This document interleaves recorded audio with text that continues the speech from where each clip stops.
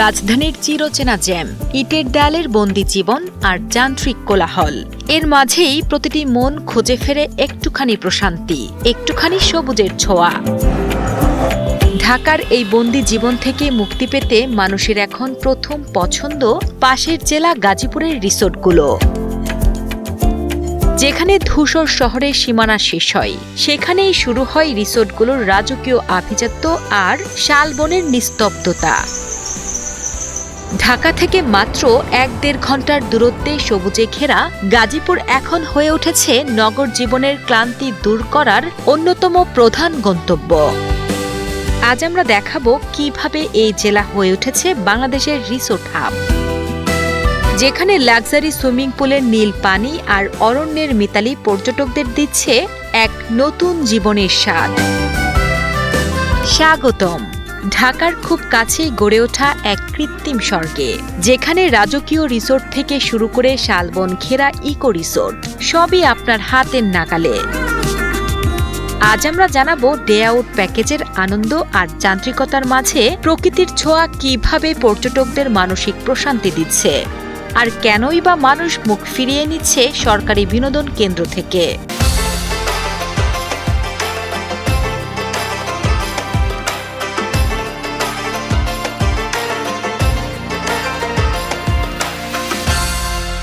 ঢাকার বুক চিরে উত্তরের দিকে এগুলেই গাজীপুর জেলা, যার ভৌগোলিক সুবিধা এখন পর্যটন শিল্পে এক নতুন প্রাণ সঞ্চার করেছে। ব্যক্তিগত গাড়ি, বাস অথবা ট্রেন, যে কোনো মাধ্যমেই সহজে পৌঁছানো যায় এখানে। গাজীপুরের ভাওয়াল শহরের শালবন যেমন পর্যটকদের ছায়াশীতল নির্জনতা উপহার দেয়, তেমনি এখানকার প্রাকৃতিক নীরবতা আর আধুনিক সুযোগ সুবিধা মেলাবার জন্য গত ১ দশকে এখানে গড়ে উঠেছে শত শত রিসোর্ট। এ রূপান্তর ঢাকার পর্যটন মানচিত্রকে দিয়েছে এক সমৃদ্ধ ও আধুনিক রূপ। ইটের খাঁচা থেকে বেরিয়ে মাত্র ১-১.৫ ঘন্টার দূরত্বে এমন অরণ্যে ঘেরা আবাসন আজ ভ্রমণ পিপাসুদের প্রধান গন্তব্য।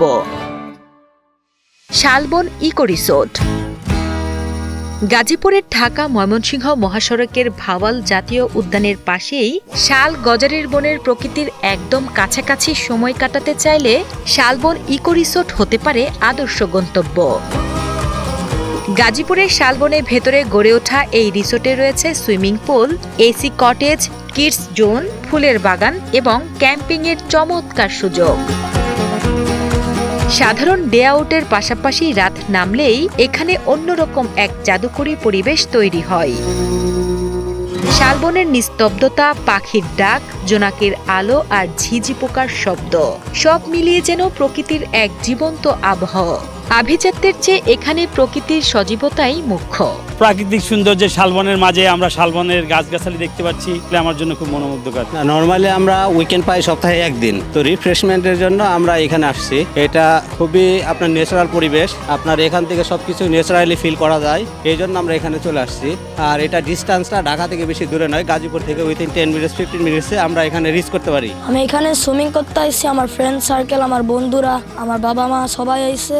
আমার এই জায়গাটা গ্রীষ্ম ভালো লাগছে খুবই। ঢাকার এই কোলাহল মুক্ত পরিবেশ থেকে এসে এখানে যে ফিলটা পায়, তা আমি মনে করি যে মনটাকে প্রফুল্ল করে।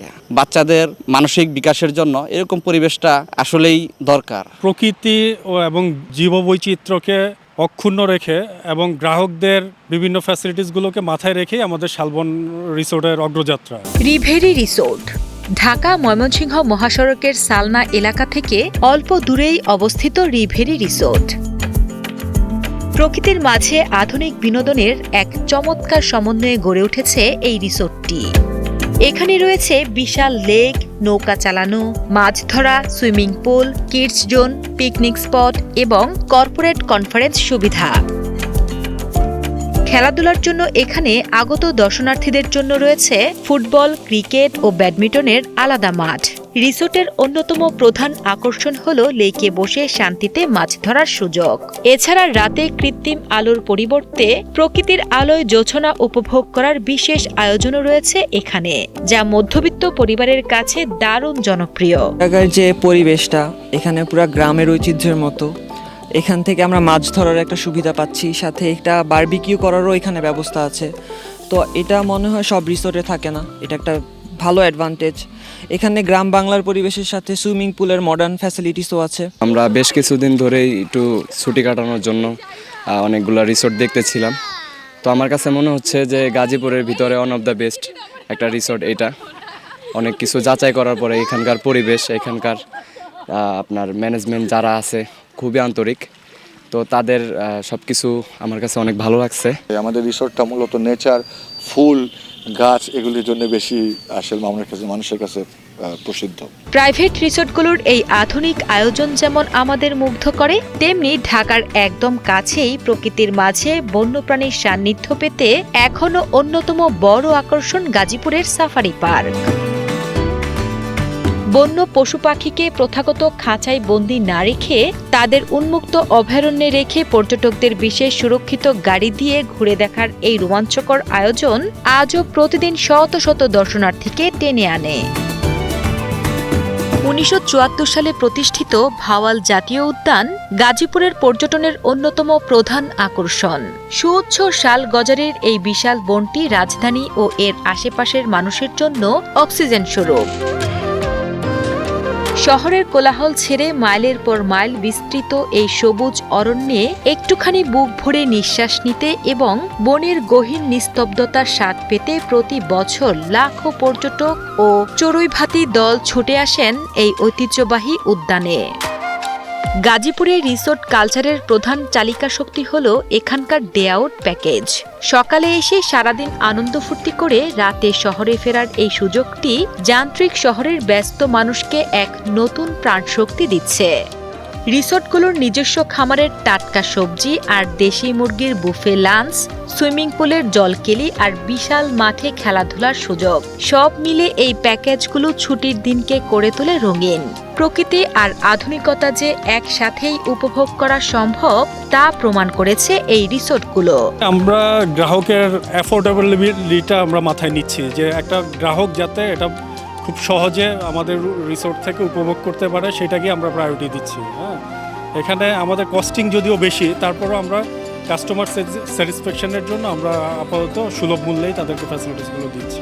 যেমন সুইমিং পুল, আমাদের যে মানের সুইমিং পুল রয়েছে এখানে আমাদের আশেপাশে যারা রয়েছে এখানে মিনিমাম তাদের 500 থেকে 700 টাকা 1 ঘন্টা সুইমিং করতে লাগে। আমরা সেখানে আনলিমিটেড সুইমিং পুল ইউজ করতে দিচ্ছি মাত্র 300 টাকা। আমাদের আরেকটা প্যাকেজ চালু রয়েছে 600 টাকা, দ্যাট মিনস হচ্ছে 599 টাকা উইথ ফুড। হ্যাঁ, তো আমরা মূলত প্রফিটটাকে মাথায় না নিয়ে কাস্টমার স্যাটিসফ্যাকশনটাকে আমরা মাথায় নিচ্ছি আপাতত। ব্যক্তি মালিকানাধীন রিসোর্টগুলোর বিলাসবহুল আভিজাত্য আর সবুজের এই মিতালি আমাদের দিচ্ছে অন্যরকম এক নাগরিক তৃপ্তি। কিন্তু প্রাইভেট রিসোর্টগুলোতে যখন তিল ধারণের জায়গা নেই, তখন বিপুল সরকারি বিনিয়োগের সাফারি পার্ক কিংবা ভাওয়াল উদ্যান কেন আজ মলিন? কেন দর্শনার্থীরা মুখ ফিরিয়ে নিচ্ছেন সরকারি পর্যটন কেন্দ্র থেকে? আর এই উদাসীনতার আড়ালে লুকিয়ে থাকা সমাধানই বা কি? জানাবো বিরতির পর। প্রথমার্ধে আমরা সাফারি পার্কের যে রূপ দেখেছিলাম তার ভেতরেই লুকিয়ে আছে দর্শনার্থীদের একরাশ আক্ষেপ আর প্রত্যাশা ভঙ্গের গল্প। নিয়মিত দর্শনার্থী এলেও অনেকেরই অভিযোগ আগে সেই চেনা জৌলস আর প্রাণচঞ্চল্য এখন অনেকটাই ফিকে। অবকাঠামোগত উন্নয়ন ও দূরদর্শী আধুনিক ব্যবস্থাপনার অভাবে অনেকগুলো এনক্লোজার এখন প্রায় প্রাণীশূন্য। বাঘ, সিংহ কিংবা জেব্রার দেখা মিললেও তাদের সংখ্যা ও জরাজীর্ণ পরিবেশ নিয়ে সাধারণ মানুষদের মনে বাড়ছে ক্ষোভ। সময়ের সাথে সাথে পার্কের যত্ন ও আধুনিকায়ন না হওয়ায় দিন দিন এটি হারাচ্ছে তার আকর্ষণ। রিকোয়েস্ট থাকবে প্রশাসনের প্রতি যে ওরা যেন আরো কিছু প্রজাতির প্রাণী যেন তারা ইনক্রিজ করে। জাস্ট লাইক এখানে যদি আমাদের যদি প্যান্থার কিংবা জাগুয়ার থাকতো, আফ্রিকার ফিলটা কিন্তু আমরা আরো ভালোভাবে পেতাম, রাইট? তারপর যদি এলিফেন্টস থাকতো, একটু রাইনোস থাকতো, হয়তো জলহস্তি আলাদা হয়তো একটা খাঁচার ভেতর, কিন্তু এখানেও যদি ছাড়া অবস্থায় থাকতো, মানে স্পেশালি এটার ফিলিংসটা একটা বাহিরের দেশের মতোই থাকতো। সাফারি পার্কের এই জৌলস হ্রাসের পাশাপাশি গাজীপুরের অক্সিজেন খ্যাত ঐতিহ্যবাহী ভাওয়াল জাতীয় উদ্যানেও এখন আর আগে সেই চিরায়ত প্রাণচঞ্চল্য চোখে পড়ে না। একসময় পরিবার নিয়ে পিকনিক বা প্রকৃতির মাঝে কিছুটা সময় কাটানোর প্রধান ভরসা ছিল এই উদ্যান। কিন্তু বর্তমান দর্শনার্থীদের বড় অভিযোগ, বিশাল এই বনের ভেতরে নেই পর্যাপ্ত নিরাপত্তা ব্যবস্থা, যার কারণে অনেক সময় অনাকাঙ্ক্ষিত পরিস্থিতির মুখোমুখি হতে হয় সাধারণ মানুষকে। একই সাথে যুগ উপযোগী বিনোদন মাধ্যম কিংবা পরিবার নিয়ে বসার মতো আকর্ষণীয় কোনো আয়োজন না থাকায় এই সবুজ অরণ্য আজ দিন দিন তার জৌলস হারাচ্ছে। একদমই বিচ্ছিন্ন, কোনো ব্যবস্থাই ঠিক নাই। মানে যে গরু সাইডে রয়েছে, আবার দোলনাগুলাও মানে একদম ভেঙে চলে গেছে, গাছালি মানে কোনো কাটা নাই, একদম সব কিছু একদম পালটের মতন, একদমই ব্যবস্থাপনাটা ভালো নেই। সরকারি পার্ক ও পর্যটন কেন্দ্রে বিপুল বিনিয়োগের পরও কেন দর্শনার্থীরা মুখ ফিরিয়ে নিচ্ছেন, সেই প্রশ্ন এখন ঘুরছে সর্বত্র। দর্শনার্থীদের মতে ব্যক্তি মালিকানাধীন রিসোর্টগুলোতে পরিচ্ছন্নতা, নিরাপত্তা, মানসম্মত খাবার এবং আধুনিক বিনোদন সবকিছুই তুলনামূলক অনেক ভালো। বিশেষ করে পরিবার কিংবা কর্পোরেট টিম নিয়ে সময় কাটানোর জন্য ব্যক্তিগত রিসোর্টগুলোতে যে স্বস্তি, আন্তরিকতা ও নিশ্চিত নিরাপত্তা পাওয়া যায়, সরকারি কেন্দ্রগুলো তা দিতে ব্যর্থ হচ্ছে। এখানে যেমন প্রাইভেট একটা সেক্টর বাউন্ডারিজ করা, সো সেফটি ইজ 100% মনে হয়। দ্যাটস ওয়াই এখানে সুন্দর একটা পরিবেশ, ফ্যামিলি, ফ্রেন্ডস ওদেরকে নিয়ে খুবই ভালো করে একটা সময় কাটানো যায়। বাট সরকারি প্লেসেসের মধ্যে বিভিন্ন ধরনের মানুষ থাকে, প্রাইভেসি একটু কম থাকে, দ্যাটস ওয়াই ওখানে যাওয়াটা ভালো মনে হয় না, তাই এখানে আসা আমি বেশি প্রেফার করি। পরিকল্পিতভাবে এই রিসোর্ট খাত পরিচালনা করা গেলে গাজীপুর হতে পারে দেশের সবচেয়ে সম্ভাবনাময় পর্যটন জেলা। এই রিসোর্ট হাব আজ কেবল বিনোদনের জায়গা নয়, বরং এটি স্থানীয় কয়েক হাজার মানুষের কর্মসংস্থানের প্রধান উৎস। রিসোর্ট বাগানি থেকে শুরু করে শেফ, ক্লিনার এবং ট্যুরিস্ট গাইড সবাই আজ এই শিল্পের সাথে যুক্ত। এই রিসোর্ট পর্যটন এখন স্থানীয় বাজার ও গ্রামীণ পরিবহনের চাকাকে করে তুলেছে গতিশীল। উন্নত হয়েছে গ্রামীণ রাস্তাঘাটও। পরিকল্পিতভাবে রিসোর্ট খাত পরিচালনা করা গেলে পর্যটন শিল্পে গাজীপুর একটি সম্ভাবনাময় জেলা হতে পারে বলে মনে করেন পর্যটন বিশ্লেষক ইমরান সরকার ইমন। বাংলাদেশ বদ্বীপের দেশ, আর এখানে রয়েছে চমৎকার শত শত নদী, খাল, বিল। এছাড়া আমাদের রয়েছে দীর্ঘতম সমুদ্র সৈকত, পাহাড়, চা বাগান, ম্যানগ্রোভ বন সহ অসংখ্য রিসোর্স রয়েছে, যেখানে আমরা এই জিনিসগুলোকে কাজে লাগিয়ে আমাদেরকে দেশকে আধুনিকভাবে আন্তর্জাতিক যেই ট্যুরিজম বাজার আছে সেখানে আমরা ফুটিয়ে তুলতে পারি। কারণ আপনি দেখেন যে আপনি শুধুমাত্র একটা ভালো মানের রিসোর্টে থাকার জন্য আপনি এক দেশ থেকে আরেক দেশে যাচ্ছেন। তো আমাদের এই দেশটাকেও তো ঠিক একইভাবে আমরা প্রমোট করতে পারি আমাদের দেশের এই ট্যুরিজমে। কারণ অর্থনীতির চাকা যদি সচল করতে চাই, এই ট্যুরিজম হতে পারে আমাদের জন্য সবচেয়ে গুরুত্বপূর্ণ একটি স্থান। তো আমার কাছে মনে হয় বাংলাদেশের ট্যুরিজম ইন্ডাস্ট্রিকে ডেভেলপ করার জন্য হলেও এই রিসোর্টগুলোকে আধুনিক মানে উন্নতি করতে হবে, এবং এটা দেশের অর্থনীতির জন্য গুরুত্বপূর্ণ ভূমিকা রাখবে। তবে ব্যক্তি মালিকানাধীন রিসোর্টগুলোকে পর্যটন শিল্পের গুরুত্বপূর্ণ অংশ হিসেবেই দেখছে জেলা প্রশাসন। গাজীপুরের ব্যক্তি মালিকানা রিসোর্টগুলোর একটি সুনির্দিষ্ট তালিকা করে তাদের সকল সমস্যার সমাধানের পাশাপাশি তাদের পাশে থাকার প্রত্যয় ব্যক্ত করেন গাজীপুরের জেলা প্রশাসক ও জেলা ম্যাজিস্ট্রেট মোহাম্মদ নুরুল করিম ভুইয়া। আমাদের একটা উদ্দেশ্য আছে ট্যুরিজম বোর্ডের মাধ্যমে এই রিসোর্টগুলোকে প্রমোট করা, যাতে বেশি বেশি মানুষ গাজীপুরে বেড়াইতে আসে এবং গাজীপুরের রিসোর্টগুলা আয় করতে পারে, সরকারও সেখান থেকে রেভিনিউ পায়। কিন্তু দুঃখের বিষয় হচ্ছে গাজীপুরের রিসোর্টগুলো কোনোটাই সরকারি মানে খুব অল্প সংখ্যকই সরকারি যে নিয়ম নীতিমালা আছে তার ভিতর থেকে কাজ করছে। আমাদের একটা আবেদন থাকবে, যারা রিসোর্টের ব্যবসা করছেন তারা সরকারি নিয়ম মেনেই ব্যবসাটা করুক, এবং সেজন্য আমরা তালিকাগুলো তৈরি করছি। তালিকা করার পরে আমরা সবাইকে একদিন ডাকবো, ডেকে সরকারের পক্ষ থেকে ওনারা কি হেল্প চায় আর সরকারও ওনাদেরকে কীভাবে হেল্প করতে চায়, এই দুটি বিষয় আমরা পরিষ্কার করে কথা বলতে চাই। এর মাধ্যমে